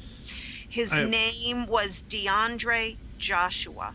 He was found dead in his car on Tuesday morning, and he was one of them that did appear before the grand jury. You stinking vermin.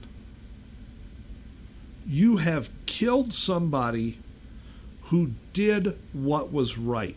And you have the unmitigated gall to stand there in the middle of the street in Ferguson and say that you demand that Mike Brown get justice. Let me tell you something right here, right now.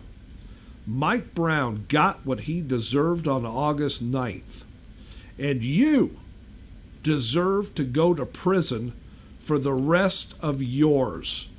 Now, I got a better idea. Prison's too good. I don't want to pay my taxpayer dollars for these pieces of shit. Fry 'em now. The New York Daily News, a very credible news source, as everybody knows, has confirmed that this is their words. The Daily News, the New York Daily News reports that Joshua's family is, quote, positive his death is tied to the demonstrations over a grand jury's decision not to indict Michael Brown's killer, and he was a good kid, was not into drugs, had a steady job, and he was one of the witnesses. He was everything Mike Brown wasn't. Yes. And some dirty piece of trash in Ferguson took his life. This must end right now. Diane, we're going to have to go to break. I'm going to try and cool off because we got to stand back from this a little bit. We got to talk about Thanksgiving because I don't want to leave people on this. No, I don't. Going into Thanksgiving, I just either. don't. Yes, but here is the confirmation. Yeah, it seems it was a retribution-style killing for his testimony. Folks, stay with us. We'll be back after these messages and a little music while I cool down just a little bit. Thank you.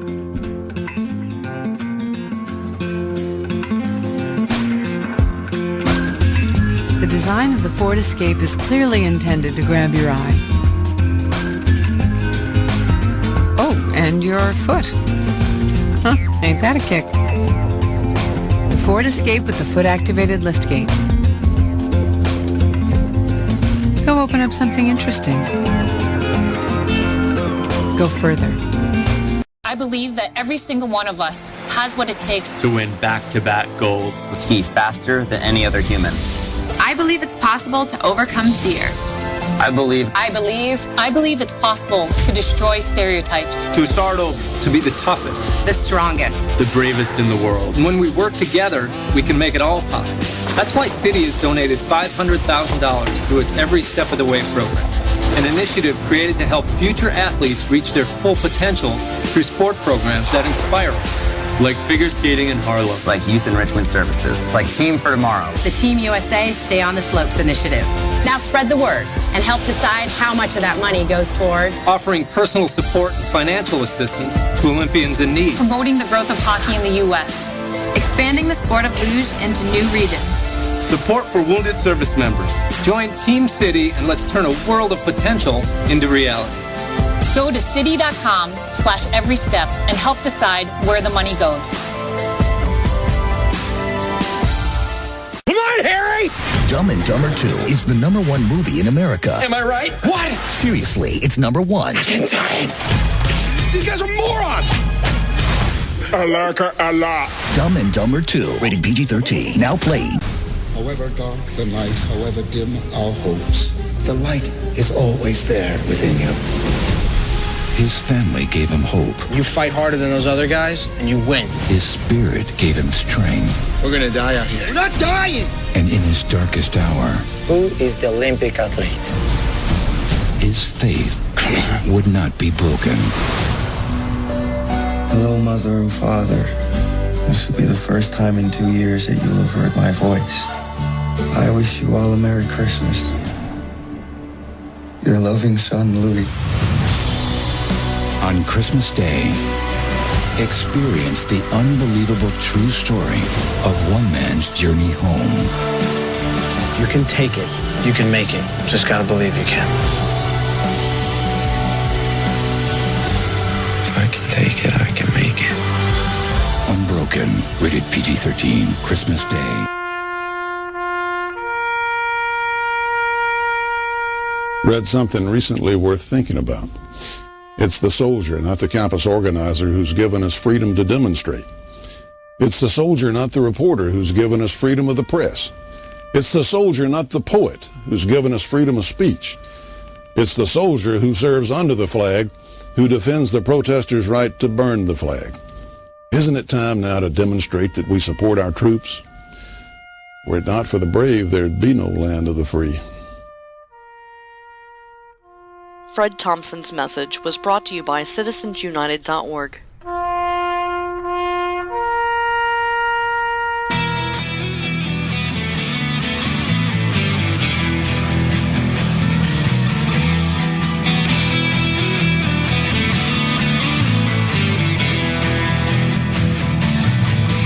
Just an old black sheep from the family tree.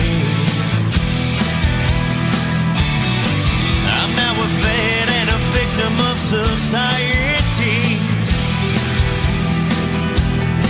Well, I stood by the gun just to keep us free. Now my own damn country's turned its back on me. You wanna judge me by my leathers and the steel I ride? Well, you don't know me. You need to step aside. Don't tread on me. You don't tread on me. From the Revolution War to the Middle East, I come back to a country that's lost its peace. And now here I stand on the promised land, free and a slave to Uncle Sam. You wanna judge me by my leathers and the steel I ride? Well, you don't know me. You need to step aside. Don't tread on me. You don't tread on me. Well, you think you know me, but you haven't got a clue. I stood and fought so that you would not have to. Don't tread on me. Yeah, don't tread on me.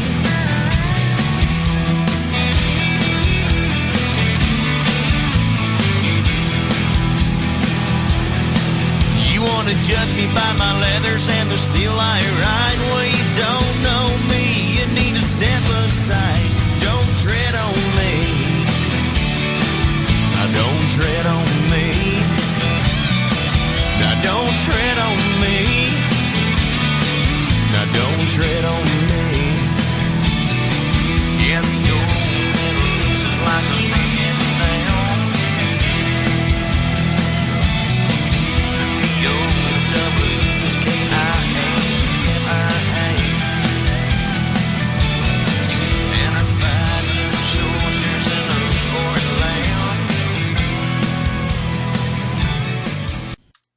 And we're back on Right Side Patriots. Craig Andreessen from the National Patriot, Diane Sorey from the Patriot Factor, and folks, I have calmed down. I've gotten a grip, let's say, but I'm no less pissed at what we just had as breaking news in the middle of our show, that one of the people who apparently appeared before the grand jury, a 21-year-old clean-cut man, guy that apparently was a good student, had a job, never did drugs, according to his family, and was called as a witness to the shooting death of Mike Brown, went in and told the grand jury the truth.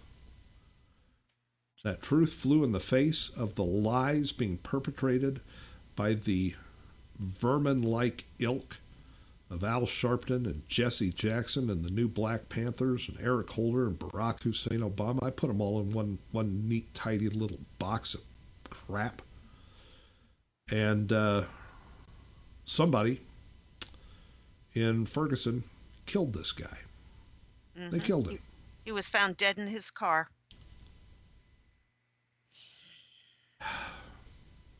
I know. It's come to this. It's mind-boggling. It's come to this, and it's not going to get better in the near future, folks. So hang on, and buckle up, because it's going to be a rough ride. And I guarantee you, if Obama had a son, he wouldn't look like the guy they killed. No, because that guy was honest. He would look like the one that was shot dead. That's who his son. He'd look like the punk in the middle of the street. Yeah. How? And it's still going on, people. I've got the feed connections coming in. Well, we're not, let's put it this way. CPR is a major operation, and we're able to tap into news sources. And sometimes we have to interrupt each other to get breaking news out. Well, we're going to keep an eye on this. We are. Yes. But I'm going to do a hard 180 here, because as disturbing as that news is, tomorrow is a day of Thanksgiving. Tomorrow is the day that we all enjoy being with our family and friends, and we have fun. Yes. And we eat. Ooh, we eat. Well, maybe not everybody eats like most people eat, and Diane is one of those. Now, Diane, as a vegetarian, okay, yes, who has taken a few of the meats off of the vegetarian do not disturb list. Shrimp. Yes. Shrimp. Yes. To be precise.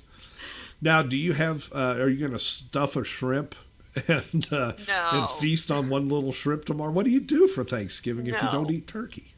Well, let me preface it a little bit, guys. I have 2 big double ovens in my house that have never seen red meat in them. However, on turkey is not red meat. Correct. So on Thanksgiving, for my family who are not vegetarians, they're normal. They're normal. Okay. I do make the traditional Thanksgiving meal, the whole 9 yards, the turkey, the gravy, the stuffing, the sweet potatoes, the candied sweet potatoes, the mashed potatoes, the green bean casserole, pumpkin pies, the whole 9 yards. Do you wear rubber gloves when you touch the turkey? No, I'm not a vegan. Oh, well, I don't know. I'm asking. Okay, but I will eat everything except the turkey. And you won't even nibble? Yeah, sometimes I might take a nibble because, sometimes you got to make your family happy. Oh, come on, take a little bite. So you take a tiny bite, but do I take a piece of meat? No. And I have not had meat basically since a the teenager. Dawn of time. No, since I was a teenager. I never liked it as a kid. I just can't. I can't eat something that had parents, that has eyes looking at you. And this is funny, very, very briefly. When I was pregnant for the first time, I had the misfortune of reading a novel that turned out to be not a novel. And in it, it had the setup of how the slaughterhouses work, and that did it for me. Never again. But let's go on to Craig's. We've all been waiting with bated breath for the worst Thanksgiving ever. Oh, folks, this is a tearjerker. I hope you're sitting down. Because honestly, this is the stuff that nightmares are made of. Now, I love Thanksgiving. I always have. Since I was a little kid, I love Thanksgiving. Turkey and stuffing and mashed potatoes and sweet potatoes and that green bean casserole that accounts for 90% of the sales of canned mushroom soup in a given year. I love Thanksgiving, and my favorite part of the Thanksgiving feast has always been the turkey. I can't get enough. I mean, turkey on Thanksgiving, turkey sandwiches that night, turkey this, turkey that for like a week afterwards. Till you get I love Thanksgiving turkey. So we go back to 1999, and we're living in Lincoln, Nebraska. Susan, my wife, myself, and we love going over to her family, her folks' house for big holidays, because her mother, God bless her, she used to cook for like the Third Army. I mean, if you went away from her house hungry, it was your own damn fault. Okay? I mean, there was food everywhere. And Thanksgiving, you just multiply it by like 5. And the nice thing about Thanksgiving over there is you never knew who was actually going to show up. And so there was always extra places set at the table for people that happened to stop by. And, you know, my wife's mother, my mother-in-law, she used to make this huge turkey every year. And I mean, you'd walk into the house and the aroma of that was just, I'm starting to drool now just thinking about it. So we get over to their house. And I am ready. I am ready for turkey. We walk into the house, and the house smells fantastic. It smells fantastic. And it's about an hour before we're supposed to sit down and eat. So all the finishing stuff was being done. And my mother-in-law says, "Oh, good, you guys got here." And I said, "I am so hungry." I said, "I'm going to eat half that whole turkey." My mother-in-law looks at me with this pleasant, absolutely radiant look in her eye, and she says, "Well, we're not having turkey." And I said, "What?" She said, "Oh, no." She said, "This year, I decided to do something different, and we're having prime rib." I said, "You're having what on Thanksgiving? Prime rib?" "Yeah." She said, "I got a big prime rib." She said, "I know you love prime rib." I said, "I do. I love prime rib. I'll eat prime rib 364 days of the year. This is the 365th day of the year, and I need turkey. Not that I want it, I need turkey." And she says, "Well, we're having prime rib." And I said, "You are." I said, "I'm not." My heart was so set on that giant succulent turkey, I couldn't even look at the prime rib. I did not eat dinner. I stayed in the family room and I watched football. I was devastated that there was no turkey. Absolutely devastated. And a little pissed. How can you not have turkey on Turkey Day? So the next morning, I'm at the radio station where I worked, doing the morning show, and my partner on the air, Jerry, at the top of the show says, "Hey, welcome everybody. It's Friday. How is it?" He looks over at me and Kayla, who was, the two of us were on the air with Jerry, and he says, "How was your guys' Thanksgiving?" And Kayla says, "Mine was great." And Jerry says, "How was yours, Craig?" And I said, "It sucked." He looked at me kind of shocked, and he says, "What? What happened?" No turkey. Well, he knew how I felt about turkey, and he commiserated, and he was almost as livid as I was. "How could your mother-in-law not make turkey on Thanksgiving?" Of course, this is all on the air. Okay, well, mother-in-law was listening. She did not like me for bringing this up on the air, but I was mad. I was still mad. It was a day later, and I was still mad. Now you go to Saturday. This is 2 days past Thanksgiving. I'm doing a remote broadcast for an arts and crafts store. And I'm there to, help generate traffic for the store, bring people in, shoppers, people, And who walks into the store but the woman who was the receptionist at the radio station? Her name was Tracy. Tracy's a wonderful person. She is absolutely, to this day, I swear to you, fantastic. And she walks in and she says, "Hey, Craig, what are you doing after the remote?" And I said, "Well, probably just going to pack up the gear and take it back to the station and go home." She said, "Well, why don't you just pack up the gear and come over to my in-laws' house because they have Thanksgiving today?" And I said, "Oh, Tracy," I said, I've never even met your in-laws. I said, I wouldn't want to, walk in on a family thing. She said, "Oh, no." She said, "It'll be fine." She says, "My mother-in-law makes enough food for everybody and then some. And they love you guys on the morning show. And so they'll think it's great that you're coming over." I said, "Have you even talked to them?" She said, "No, but she said, I'm heading over now." And she said, "You're done here in an hour, so why don't you just pack up, come on over, I'll tell them you're coming." And I said, "Well, if you think that's okay, if you don't think your in-laws are going to be upset that somebody's invading their family, holiday feast," she said, "Not at all." She said, they'll think the celebrity's there." What, come on, really, but all right. So I pack up the gear and I head over. She'd given me the address. I head over to their house. I find where they live, knock on the door. Her mother-in-law answers the door, lovely woman. Oh, you must be Craig. Tracy said you were coming. Come on in. We're just sitting down. Great. So I go, pull up a chair, and I'm sitting there at a huge table packed with, there must have been 10 or 12 people around this giant table. And Tracy's mother-in-law comes out of the kitchen, and she's got the biggest platter I have ever seen in my life. It had one of those domed covers over it, you know what I mean? You see them in like cartoons and stuff, they have the big domed platter, and you see them at fancy hotels. And she comes out with this giant platter, and I mean, she was staggering under the weight of the platter. She gets it out, and I mean, I had a fork in one hand and a knife in the other. And I'm just like, oh, let me at that damn bird.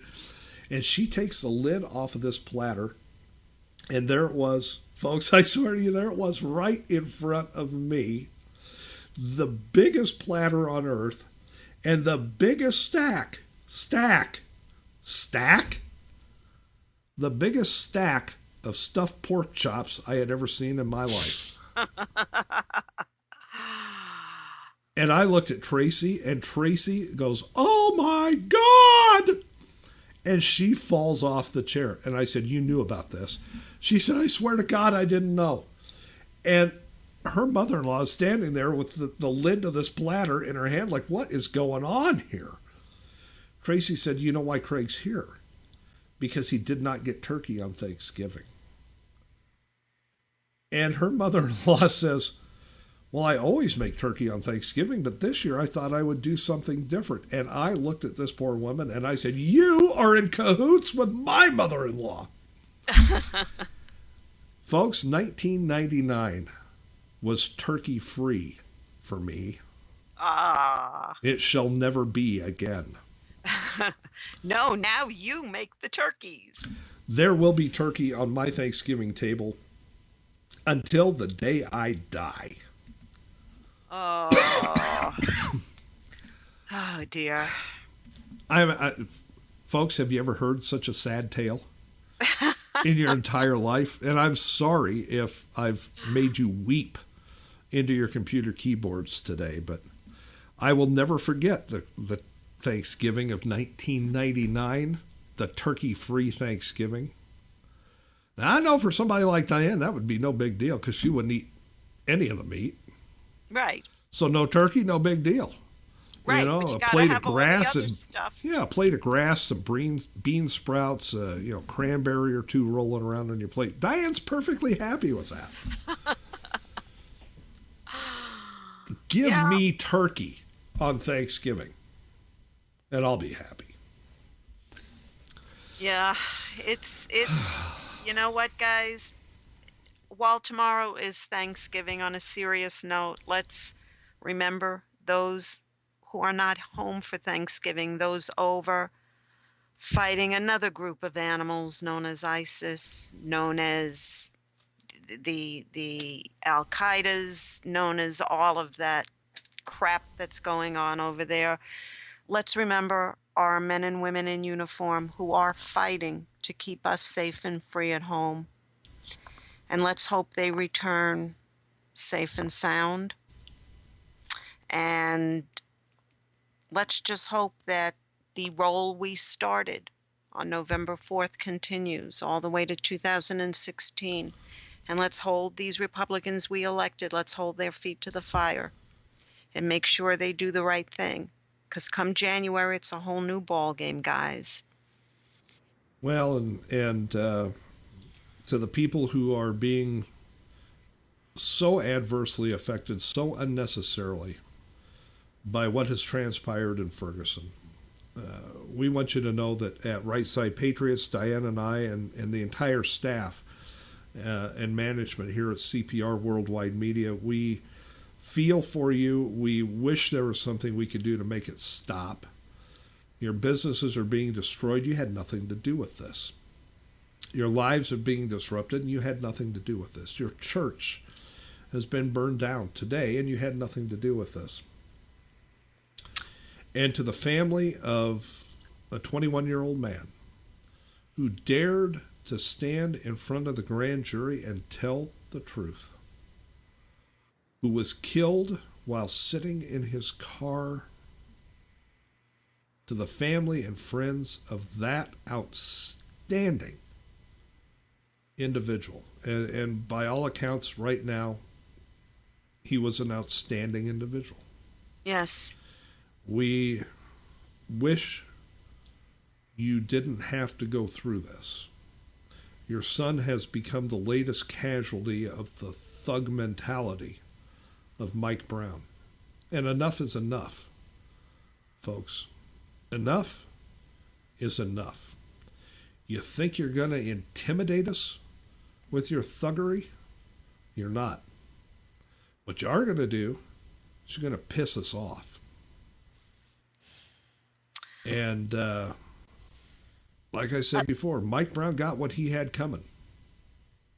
You're going to get yours too.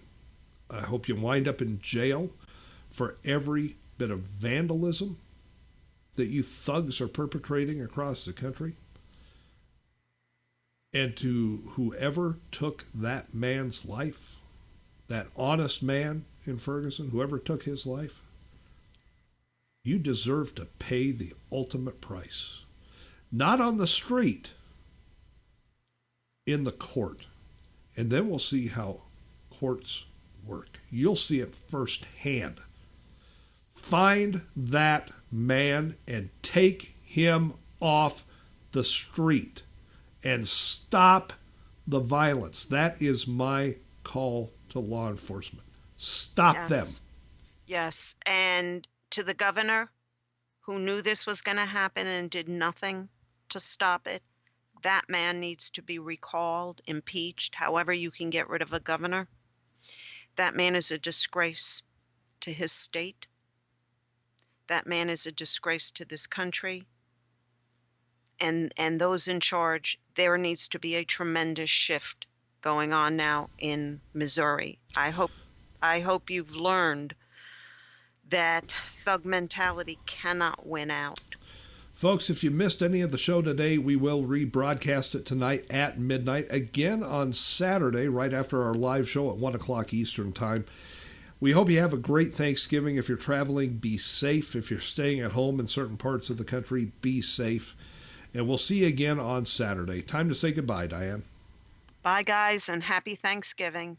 They want to hear the Thanksgiving song. All right. This is a Thanksgiving song. I hope you enjoy it. Love to eat turkey. Love to eat turkey. I love you. Love to eat turkey, 'cause it's good. Love to eat turkey like a good boy should, 'cause it's turkey to eat. So good.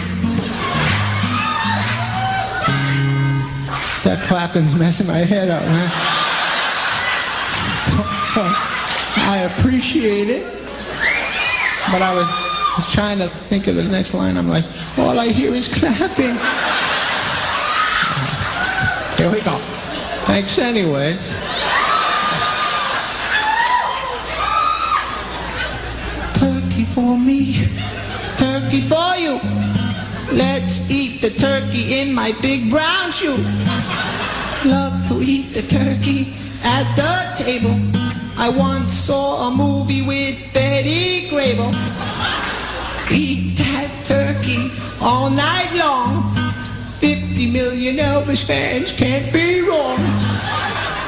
Turkey lurkey do and turkey lurkey dap. I eat that turkey, then I take a nap. Thanksgiving is a special night. Jimmy Walker used to say dynamite. That's right. Turkey with gravy and cranberry. Can't believe the Mets traded Darryl Strawberry. Turkey for you and turkey for me. Can't believe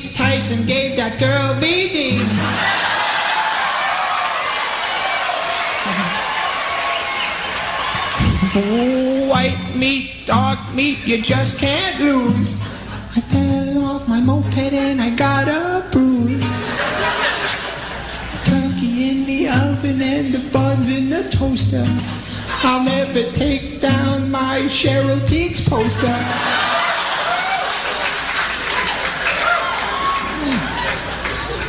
Wrap the turkey up in aluminum foil.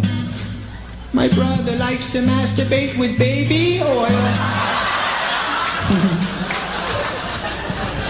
Turkey and sweet potato pie. Sammy Davis Jr. only had one eye. Oh, turkey for the girls and turkey for the boys. My favorite kind of pants are corduroys. Gobble, gobble, goo, and gobble, gobble, giggle. I wish turkey only cost a nickel. Oh,